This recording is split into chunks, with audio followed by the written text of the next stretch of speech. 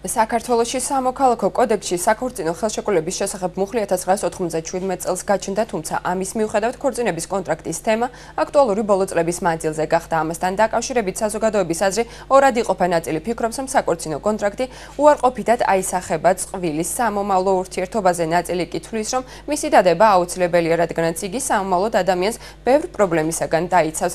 საქართველოს სტატისტიკა ამ მიმართულებით ბოლო წლების მანძილზე მწირია და მასში ძირითადად შერეული ეთნიკური წარმომავლობის წყვილები ჭარბობენ. ფსიქოლოგ გურამ ჩაგანავას აზრით კი საქართველოში საქორწინო კონტრაქტები დღემდე იდება და მისი ნათელი მაგალითი მზითვის ინსტიტუტია, თუმცა აქ ქორწინება სიტყვიერი შეთანხმების ნიადაგზე ფორმდება და ეს ფურცელზე არ გადააქვთ. მისი აზრით ეს სამომავლო ურთიერთობებზე ნაწილობრივ აისახება, რადგან წყვილი ურთიერთობის დასაწყისშივე მატერიალურ მხარეზეა დამოკიდებული.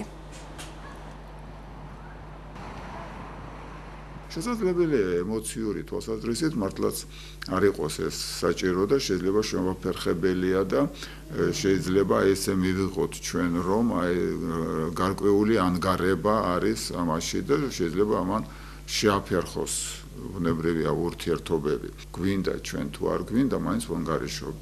დაუშვათ კალიშვილს მზითვი უნდა გაუმზადონ და ისიც იციან და მეორე მხარეც ელის რა მოიტანა ის როგორი შემოვიდა ოჯახში. სამომავლოდ ცოლსაც ამოვიყვან, ნამდვილად არ გავაფორმებს საქორწინო კონტრაქტს და მეტის ვფიქრობ, რომ როდესაც ახალი წყვილი, ახალი ოჯახი იქნება, თუ ისინი ფიქრობენ საქორწინო კონტრაქტზე და ამ ქორწინებიდან რაიმე შედეგზე, მე ვფიქრობ ეს უკვე ამ ქორწინების ძალიან ცუდად დამთავრებას მიუთითებს და მე ვფიქრობ, რომ საქორწინო კონტრაქტში მთავარი უნდა იყოს სიყვარული ჩადებული. ჩემთვის და იმედია თქვენთვისაც.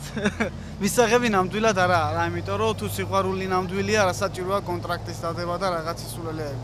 თუ სიყვარული ჭეშმარიტია და ჩვენ თუ ხარ დარწმუნებული ამაში, არანაირი კონტრაქტი არ გჭირდება, რა სხვა რა უნდა ვთქვა. შემდეგ გამორიცხა დაშორებას, რა თქმა უნდა, დაშორება და ეგეთი ნეგატიური ამბები ჩვენგან შორს იყოს და ეგეთი რაღაცა გამორიცხულია რა, შანსი არა მაგის.